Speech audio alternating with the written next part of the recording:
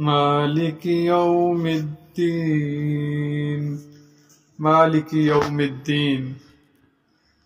الدین دانا یدینو کا مصدر ہے، بدلہ دینا، جزا دینا۔ الرحمن الرحیم کے بعد جزا کے دن کا مالک ہونے کی صفت بیان فرمائی ہے۔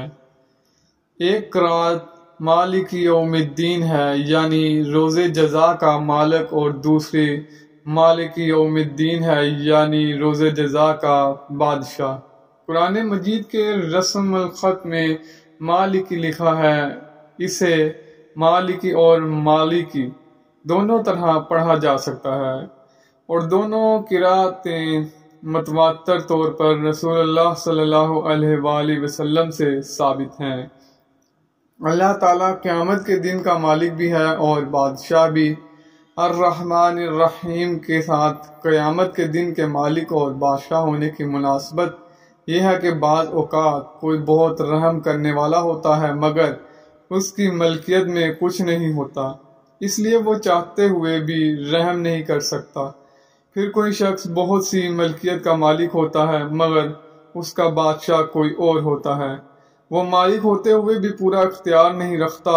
یوم الدین کے معنی یوم جزا کے ہیں۔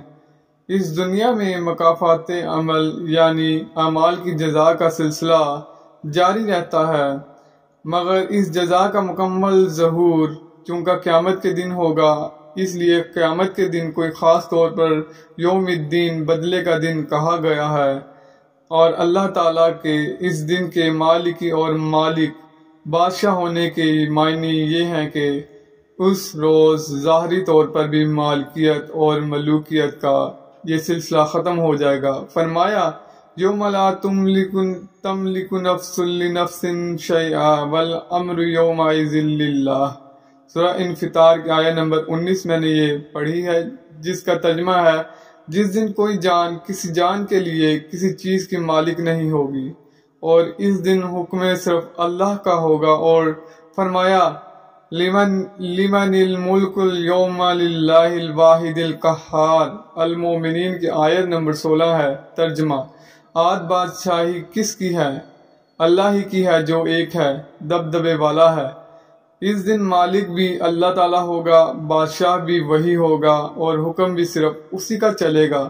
صرف رحمت اور بدلے کے دن کی ملکیت میں مناسبت اس حدیث سے واضح ہوتی ہے، جس میں رسول اللہ صلی اللہ علیہ وآلہ وسلم نے فرمایا، اللہ تعالیٰ کے پاس 100 رحمتیں ہیں، جن میں سے اس نے ایک رحمت جنوں انس، جانوروں اور کیڑوں مکوڑوں کے درمیان نازل فرمائی ہے۔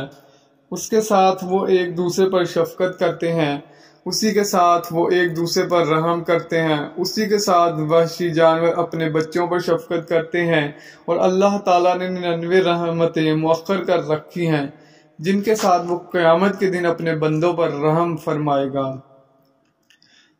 مالک یوم الدین کہتا ہے تو اللہ تعالیٰ فرماتا ہے، مجدنی عبدی، میرے بندے نے میری تمجید بزرگی بیان کی۔ ایک روایت کے مطابق فرماتا ہے، فوض الی عبدی، میرے بندے نے اپنا سب کچھ میرے سپرد کر دیا۔ قرآن مجید میں تمجید الہی اور تفویض و توکل پر مشتمل تمام آیات مالک یوم الدین کی تفصیل ہیں۔